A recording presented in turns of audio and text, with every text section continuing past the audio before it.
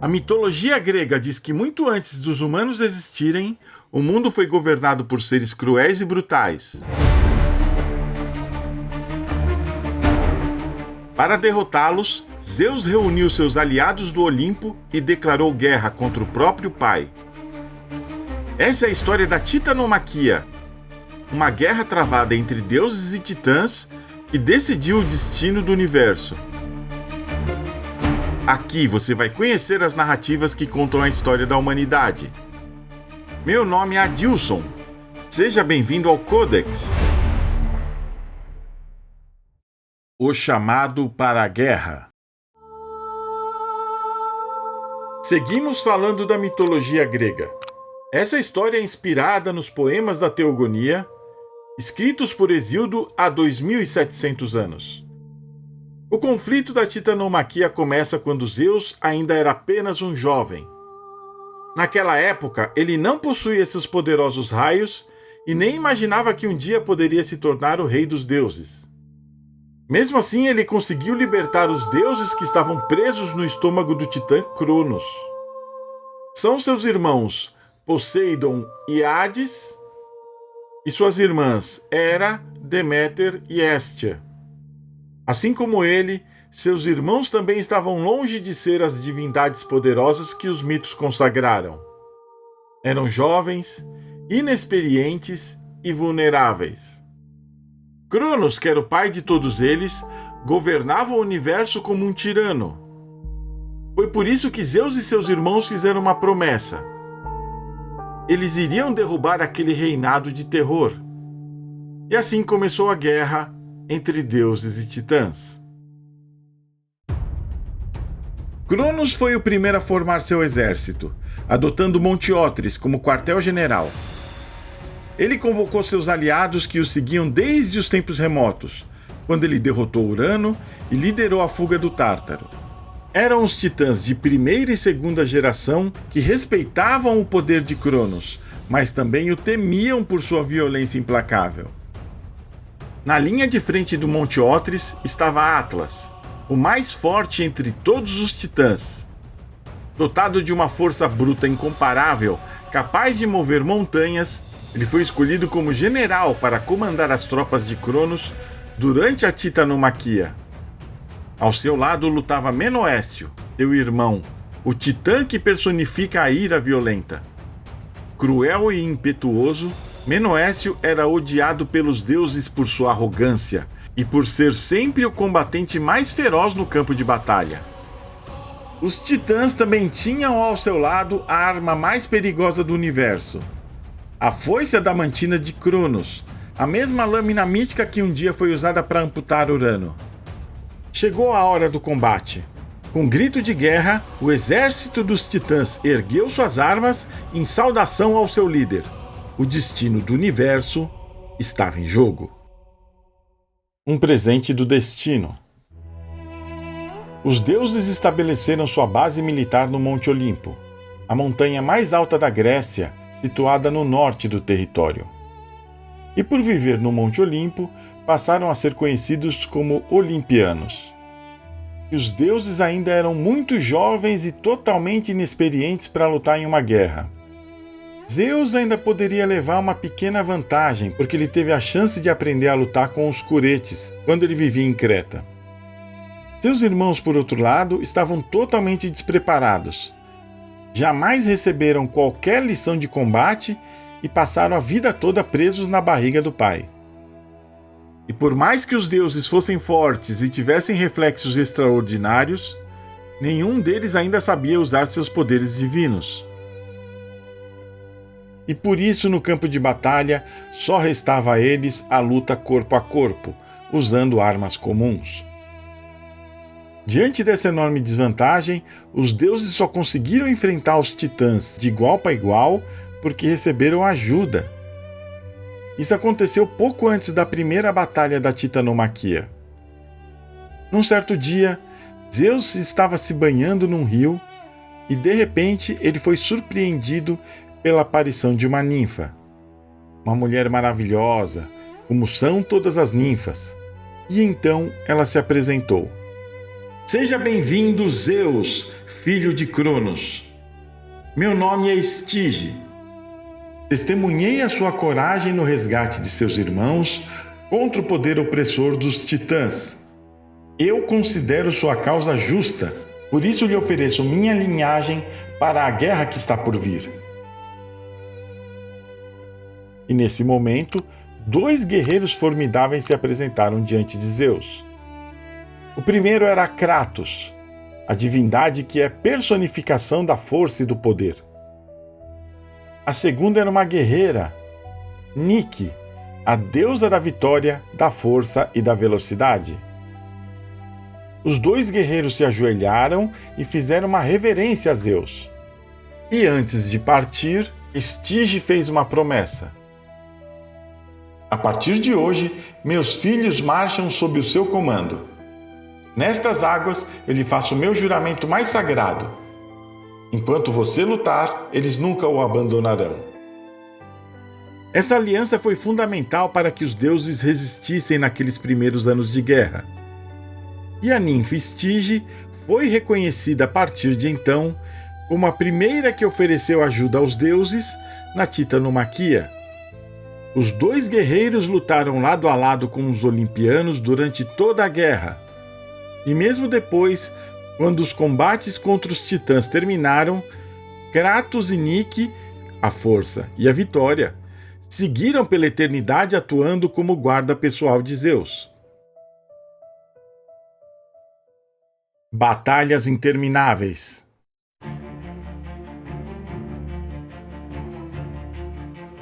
Como se esperava, as primeiras batalhas foram travadas com grande vantagem para os titãs. Com a inspiração de Kratos e Nike, os olimpianos venciam muitos soldados inimigos, mas o exército de Cronos era numeroso demais para ser batido. Os deuses tiveram de se desdobrar para não serem derrotados já nas primeiras investidas dos titãs. Mas aqueles confrontos foram decisivos para que os deuses ganhassem alguma experiência e pudessem enfrentar seus inimigos de forma mais equilibrada. Os deuses aprenderam a combinar a força de sua juventude com inteligência, atacando de forma mais contundente nos pontos vulneráveis das linhas inimigas. Entre o fim de um combate e o início de outro, os olimpianos passaram a se alimentar do néctar divino e da ambrosia. Graças a essas 2 substâncias que são reservadas somente aos deuses, eles conseguiram não apenas preservar a sua imortalidade, mas também expandir sua capacidade. Dessa forma, os anos de guerra tornaram os deuses mais fortes, mais maduros e mais inteligentes. E a partir do momento em que os deuses e os titãs equilibraram seus poderes, a guerra entrou em um impasse. Os exércitos defendiam fortemente suas posições, mas nenhum deles era capaz de avançar. Batalhas intermináveis eram travadas, sem qualquer sinal de vantagem para um grupo ou para o outro. Dessa forma, 10 grandes anos se passaram na contagem dos seres divinos, conforme descreve o poema de Hesíodo, que pode significar centenas ou até milhares de anos para os seres terrestres. O que se sabe pela história do mito é que a Titanomaquia se prolongou por muitos e muitos anos, com titãs e deuses exauridos no campo de combate, até que um acontecimento inesperado finalmente desse um novo rumo à guerra. A visão de Prometeu. 2 titãs cruzaram os vales e surgiram de forma inesperada no Monte Olimpo. Eram os irmãos Prometeu e Epimeteu. Após lutarem por décadas, decidiram abandonar o exército de Cronos e ofereceram sua lealdade a Zeus. Prometeu e Epimeteu pertenciam a uma linhagem poderosa e admirada entre os titãs. Seu pai era Jápeto, um titã de primeira geração, aliado inseparável de Cronos. Eles eram irmãos justamente de Atlas e Menoécio, os combatentes mais formidáveis do exército do Monte Otris. Prometeu, cujo nome significa aquele que vê antes, revelou então o motivo de sua deserção. Como ele possuía o dom da previsão, ele era capaz de enxergar um futuro em que algo novo pudesse surgir, crescer e florescer no universo. Uma civilização. No entanto, a brutalidade dos titãs e o domínio opressor de Cronos jamais permitiriam que a ordem vigente fosse quebrada. Ao perceber que uma vitória dos titãs sufocaria qualquer possibilidade de desenvolvimento e prosperidade para o universo, ele decidiu mudar de lado e ajudar os olimpianos. As palavras de Prometeu levaram Zeus a enxergar além do campo de batalha. Aquela guerra não se tratava de uma mera disputa pelo poder, mas de uma oportunidade de romper com o passado. Se Cronos reprime tudo que ameaça sua autoridade, a vitória exigiria uma escolha que nenhum titã jamais faria. Essa ideia atingiu Zeus como um raio. Poseidon, meu irmão, preciso que você lidere os combates nos próximos meses. Tenho uma viagem a fazer e não poderei estar com vocês no campo de batalha. Você sabe que não pode partir, disse Poseidon. Não seremos capazes de enfrentar os titãs sem a sua presença. Aonde você vai? E eis que Zeus respondeu: Irmão, todos vocês precisam ser mais fortes do que nunca. Estou a caminho de pôr fim a esta guerra. A sentinela. Zeus partiu em uma jornada solitária rumo ao local mais inóspito do planeta. Era uma descida vertical de quilômetros através de um abismo sufocante que levava ao centro da Terra. Aquela foi a primeira vez que ele visitou o Tártaro, a prisão eterna onde seu avô Urano havia confinado não apenas os titãs no passado, mas também os filhos mais indesejados e perigosos de Gaia, os Ciclopes e os Hecatônquiros. Após semanas explorando as reentrâncias das cavernas na escuridão absoluta, Zeus ouviu um rugido monstruoso à sua frente. Ele ergueu os olhos para o alto e se deparou com uma figura assustadora. Era Campe, uma criatura dracônica mítica usada por Cronos como sentinela para impedir que seus prisioneiros fugissem do Tártaro. Campe avançou com uma velocidade sobrenatural sobre Zeus. Ele manteve a calma e desviou dos golpes inimigos com destreza. O combate entre Zeus e a aberração foi exaustivo. Agora que era um guerreiro experiente, Zeus sabia que era preciso ter paciência em combates contra feras gigantescas, pois um único golpe poderia derrotá-lo. Por isso, ele permaneceu se defendendo e esquivando até que surgiu uma oportunidade para o contra-ataque.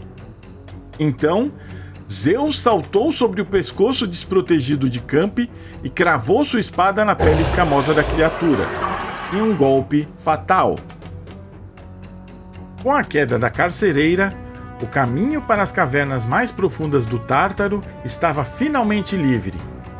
Zeus passou dias andando no escuro, até que se deparou com 3 figuras de um olho só. Eram os ciclopes Brontes, Estéropes e Arges. Assim como os titãs, eles eram filhos de Urano e Gaia e estavam aprisionados há eras no Tártaro. Zeus rompeu as correntes que os prendiam. Por serem mestres ferreiros de habilidade única, eles retribuíram a liberdade forjando armas mágicas para os deuses: o raio de Zeus, o tridente de Poseidon e o elmo de Hades. E a partir de então, essas armas divinas passariam a acompanhar os deuses em suas histórias na mitologia grega. Mas a viagem de Zeus não terminou ali. Ele continuou a se esgueirar pelas fendas mais profundas do abismo, até que se deparou com uma gruta repleta de rochas incandescentes retorcidas. Lá estavam Briareu, Coto e Giges, os temidos Hecatônquiros. Ao contrário dos habitantes do mundo antigo que os viam apenas como abominações, Zeus fez questão de tratar os Hecatônquiros com respeito e dignidade. Ele ofereceu néctar e ambrosia para que eles pudessem recuperar suas forças e celebrar seu pacto contra Cronos. A batalha final. Enquanto Zeus estava longe, os deuses lutavam intensamente para compensar sua ausência no campo de batalha, mas os titãs estavam novamente em vantagem. Foram semanas de combate sem descanso. Agora, os olimpianos contavam com a ajuda de Prometeu e Epimeteu, mas eles não eram tão fortes como seus irmãos. Poseidon e Hades multiplicavam seus esforços no combate corpo a corpo, assim como Kratos e Nike. Parecia impossível conter tantos inimigos.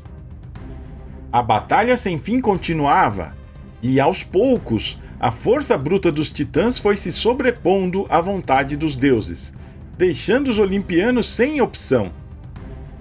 Ciente de que seu exército estava em ampla vantagem, Menoécio passou a debochar do esforço dos deuses, numa tentativa de humilhá-los. Sem a força e a liderança de Zeus, os olimpianos não conseguiam se defender. Eles ficaram totalmente cercados. Poseidon praguejou contra seu irmão, sentindo-se abandonado no momento mais importante da guerra. Era o fim. Com um sorriso provocador, Menoécio desferiu a estocada final contra Poseidon. Nesse momento, um estrondo se ouviu em todo o planeta, seguido de um clarão que cegou a todos. Quando recuperaram a visão, deuses e titãs ficaram confusos. O que foi aquilo? Tudo o que viam era o corpo de Menoécio carbonizado, caído no chão, como se tivesse sido punido por sua arrogância. O despertar dos deuses.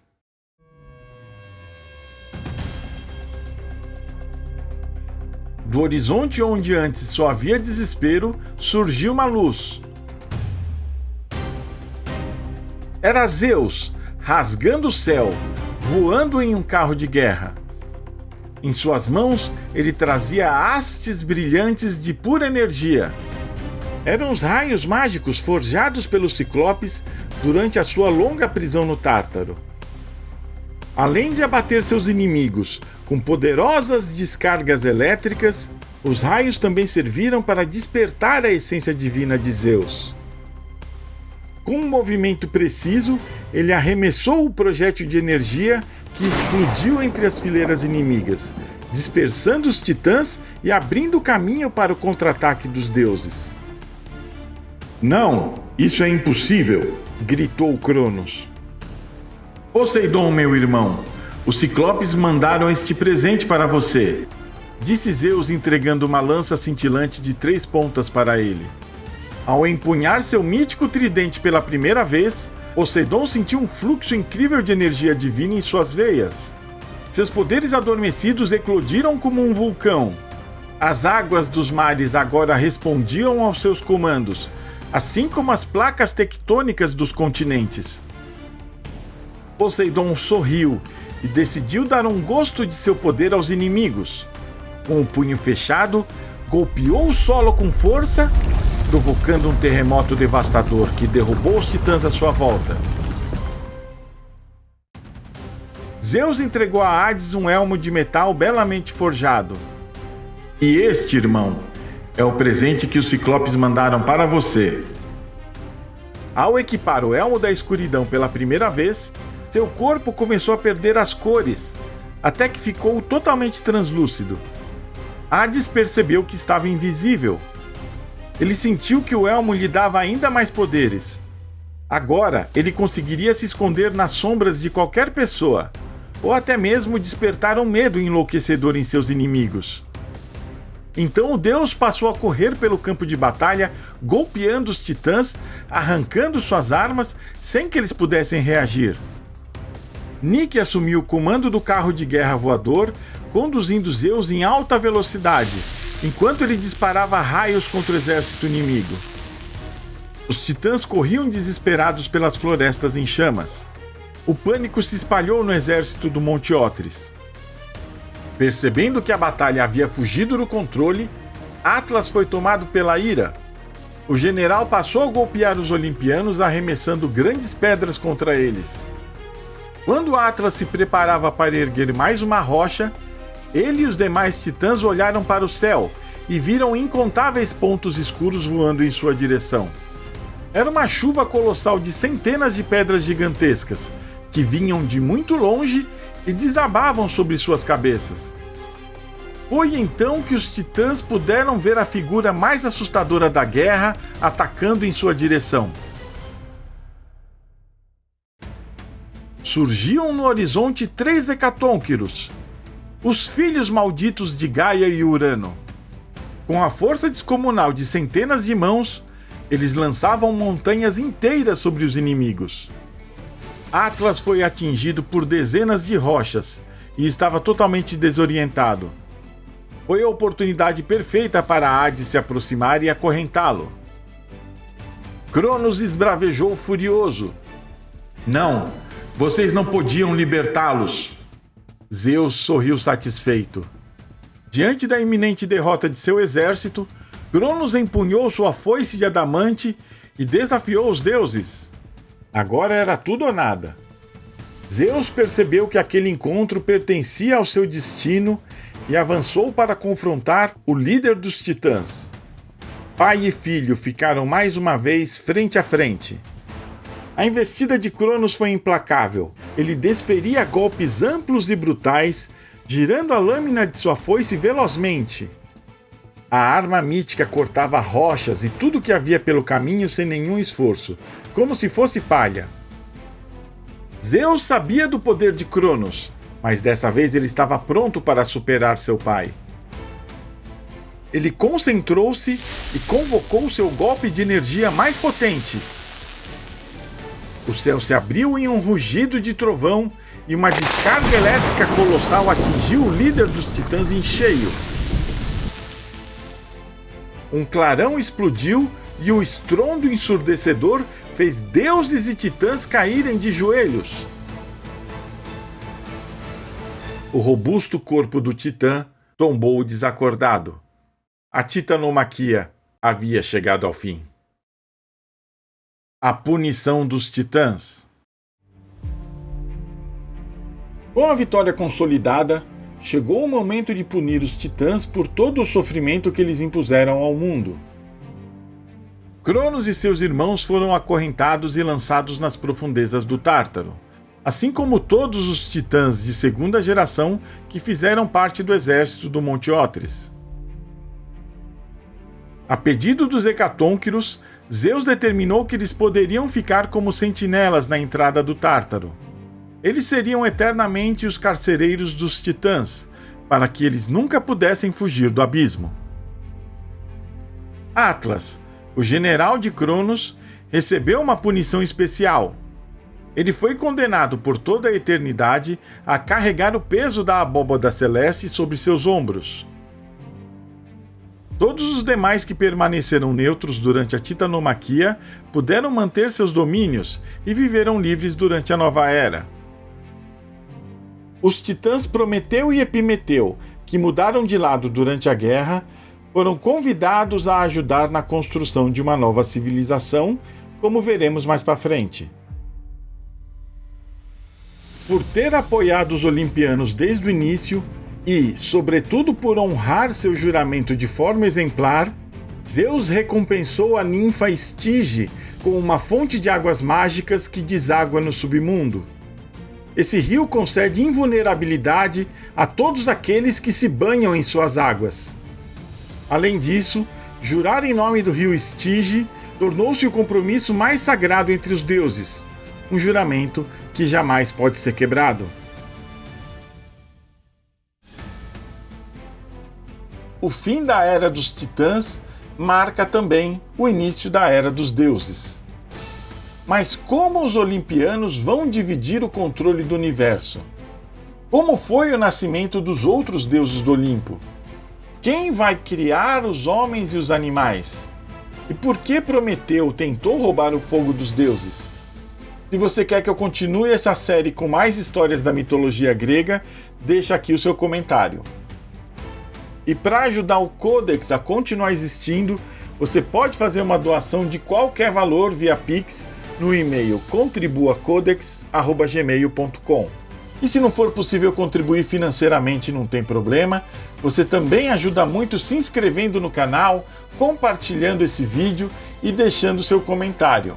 Esse foi o Codex e eu vejo você no próximo vídeo.